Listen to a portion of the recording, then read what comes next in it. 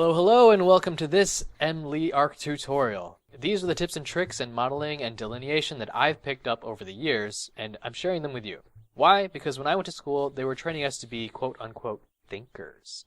And technical skills such as drafting or modeling weren't really taught, meaning we could be thinking up the most awesomest ideas without even being able to delineate them effectively.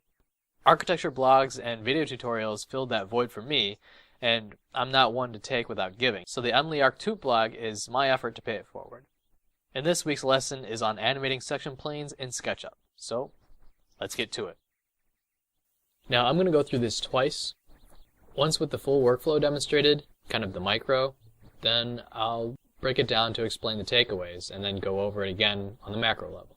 So hopefully by the end you have a detailed example of how I do it, with all its little nuances, but also have a clear understanding of kind of the critical pieces in the process. I've chosen a random model to work with. It's from my previous tutorial entitled Modeling Complex Geometry in SketchUp, and there'll be a link for that below. So, say I want to animate a section plane. What I would do first is create a cube. This works as a kind of guide to help me place my section plane in the right position and orientation.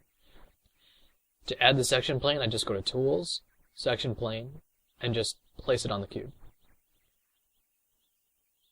Now that I've done that, I get my camera in the right position by selecting my Position Camera tool. You may need to turn section cuts off so you can get the right position. I can just click on the position that I want my camera to be, and then dragging and releasing on the position where I want my camera to point. This circle with 3 different camera position spokes is a leftover rig I created in a previous tutorial entitled Creating an Animation SketchUp to Kerkythea. Again, a link for that below. So with my section plane and my camera in the right positions and orientation, I can save the scene by going to View, Animation, Add Scene. Now I just repeat the process for the second position. Add another section plane, fix my camera position, and add a new scene.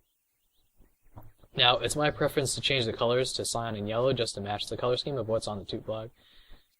So I'll change the section cut line by going to the Styles window, located under Window and Styles.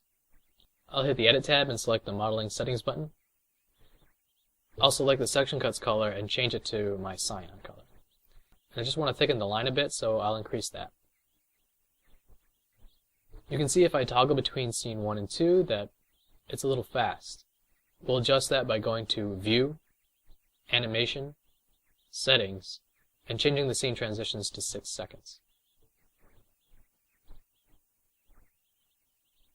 It looks kind of flat. You can't really tell the inside from the outside, so I'll try adjusting the styles in the toolbar. And that's not enough, so I'll change the inside color to yellow. Hit B to get out your paint bucket tool, create a new material, give that my yellow color, and select all by triple clicking and painting the inner face. Looks about right. Now we're ready to export the video. Just go to File, Export, Animation, Video. Select a location in a random file designation, and always check your options. Now, I didn't realize this until I made this tutorial, but the newest SketchUp version has these really good presets. So, since my toots are always in Full HD, I can select 1080p Full HD to match. So that's pretty cool. Now, all of that was a pretty dry step-by-step that was unnecessarily detailed. So, let me break down the takeaways here. What's really important is your order of operations. It's very simple. Just add your section plane and save a scene. To get the second position to animate, you need to make a new section plane and add a new scene. I would often make the mistake of just saving a scene with a plane and thinking I could just move that same plane and add another scene, but that doesn't work. If you think about it as the section plane is parented to the scene, and that the camera will interpolate from one scene to the other, then it makes sense that there are 2 section planes. One parented to scene 1 and one parented to scene 2. Because if there weren't 2, then the camera would have nothing to interpolate to. So in review, add section plane, add scene. Add new section plane, add new scene. Simple. So let's go back over the process.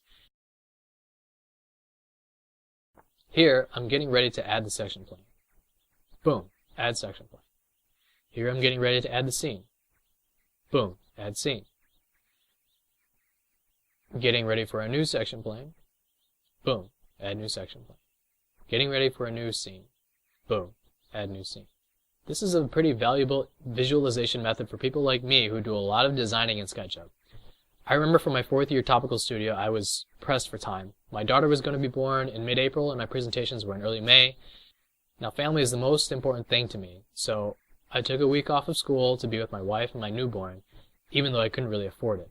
You know, I got ahead in my work and I planned it all out, but still, just toward the end, I just didn't have enough time to get everything developed to a certain quality, particularly conventional plans and sections. Luckily, the topic of the studio was animation. And like I said, I do a lot of designing in SketchUp, so I really had this bomb SketchUp model to work with. What I ended up doing was I just animated the section planes and presented that along with my process and site analysis animation. And it actually turned out okay. So you never know what kind of little tricks might end up saving your ass.